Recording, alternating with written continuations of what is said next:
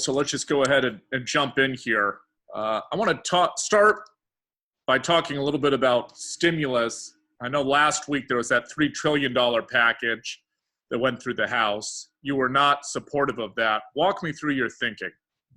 Well, I wasn't supportive of it for several reasons. I didn't like the fact we're already coming out with another package when we haven't really seen how the other's going to work. $3 trillion is a lot of money, and needless to say, we all know we don't have it. I didn't like what was in it. It extended the unemployment benefits, as you know, till out in January. And the idea of paying people not to work is not going to bring back the economy. It's not what our market's about. So I didn't like that. I didn't like the idea that it had some funding in there for illegal immigrants. I mean, we got illegals getting money out of her proposed stimulus package when they don't even pay taxes, for crying out loud. I didn't like that, and there's always the life issue you fight, the abortion issue. So there were things. It was a Christmas tree. It had anything to do with helping small business.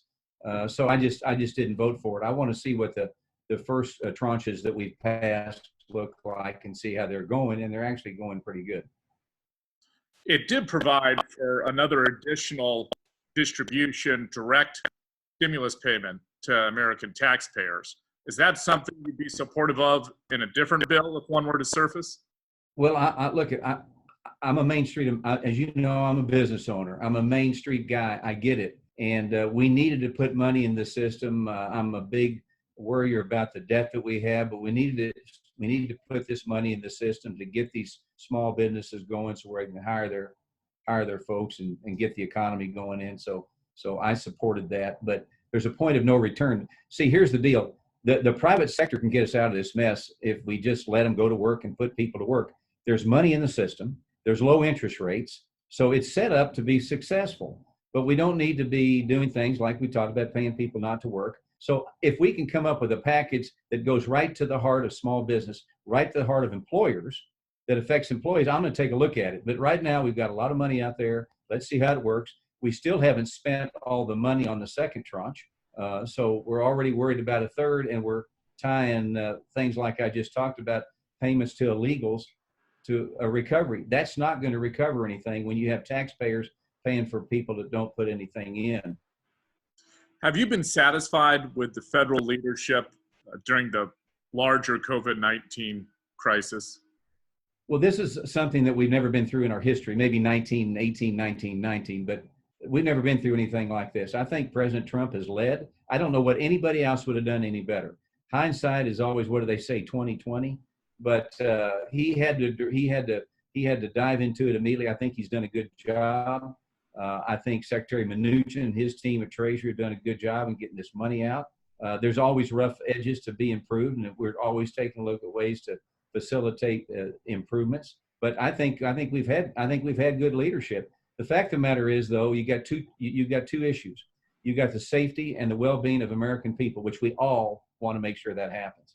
Then you got the safety and the well-being of the economy. That has a lot to do with it too. Remember, in January, we had more jobs than people. And now here we're 112 days later. Look who we've got, and we've got almost 15% unemployment, $3 trillion out in the system, and on and on and on. So I think he's done a good job, and I think Governor Abbott's done a good job in getting Texas open for business too.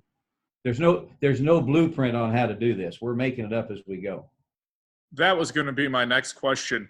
How often are you in touch with the governor, and how do you think he's handled this? Are you concerned that perhaps we're reopening things a little bit too quickly? No, I think the governor's done a good job. His 25, 50, 75% rule, it seems to be working. He understands the importance of the economy. I mean, Texas has got the greatest economy in America, and we need to get it going again. And then the other thing people forget about, you couple that with the price of oil, we got a little double whammy there, and so forth. So I think he's done a good job. He stair-stepped it out, but he realizes we have to have an economy along with making our people safe. But you don't want to kill people, and you don't want to kill the economy. So I think Governor Abbott's done a good job. A lot of industries have obviously been hit hard during the pandemic. The entertainment industry is one, specifically outdoor venues. There are a lot of those in your district, from Austin all the way up. Yeah. What are you trying to do to help those places?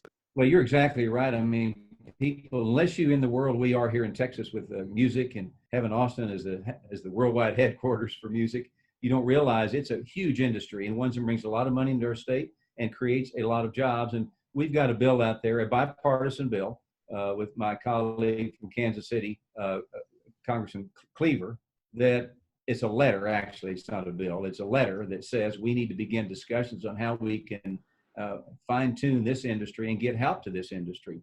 We're going to start hearing from some of the people, Nutty Brown and some of these other places that can tell us, here's what we need. But offhand, maybe we can help them with some a tax reform. Maybe we can help them with some the tax code, delayment of things, whatever, to help them to get their business going again.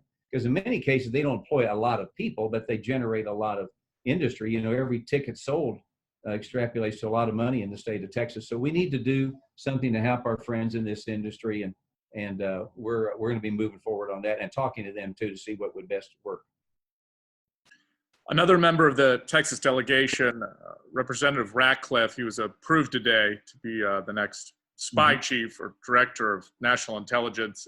You think he's the right man for the job? I think he's a great guy. John's a good friend of mine. He's been a good congressman. He served as a judge before that.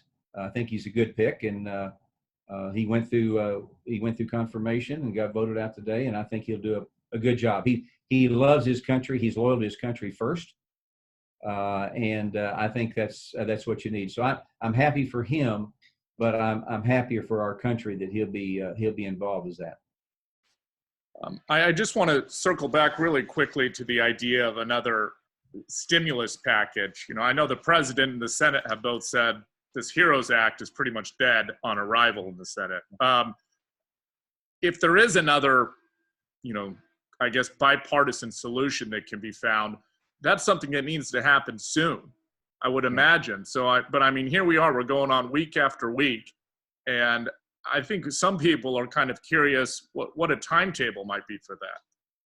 Well, there's nobody that says we have to have a fourth one. Okay, like you said, the third one is dead on arrival in the Senate, going nowhere. We knew it was going nowhere, okay? But if you want to talk about one that I think has real effects on our country that you might want to talk about, let's talk about infrastructure. The president wants to talk about infrastructure. He said that infrastructure should be a bipartisan issue, roads, bridges, ports, right here in Texas alone. And with infrastructure, you get return on investment. You can see what you're buying. And there's opportunities for public-private sections to come together and do great things. So let's talk about infrastructure. And also, as you know, there's a lot of talk about from all over the country, how are we going to take care of the cities, the communities, the municipalities, the counties that have been hit by coronavirus, right? And so, those are the things I think we need to be talking about, and not, abortion and not giving illegals, immigrants money.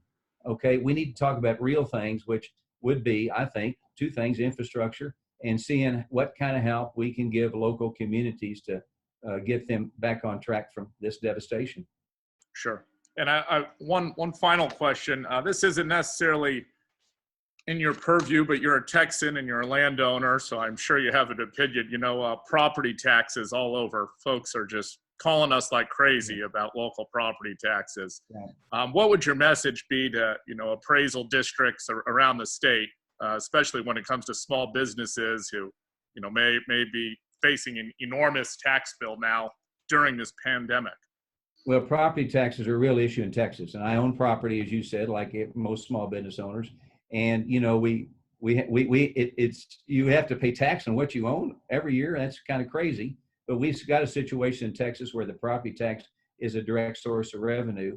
And so, I would just say, I think if you're on the property tax side, you're going to see values going way down because of coronavirus. Property values are going to be coming down and so forth. So that's another source of revenue they're going to lose, and so forth. So, eventually we probably need to find a better source of revenue than penalizing people for owning property, which is what America's about from the founding fathers, But I do think there are friends at the local levels are going to have some issues because property values will be down and their income will be down. So we'll see what happens and how we can all come together to make sure we have the proper services to offer the citizens that we need to do, and see how we can work out. This is not new, but it is new lately, and new to a lot of people. So as a business owner, I want my property to be valued fairly, and I'll be glad to work with the local taxation office and the community to see how they can continue to run the municipalities as we want it.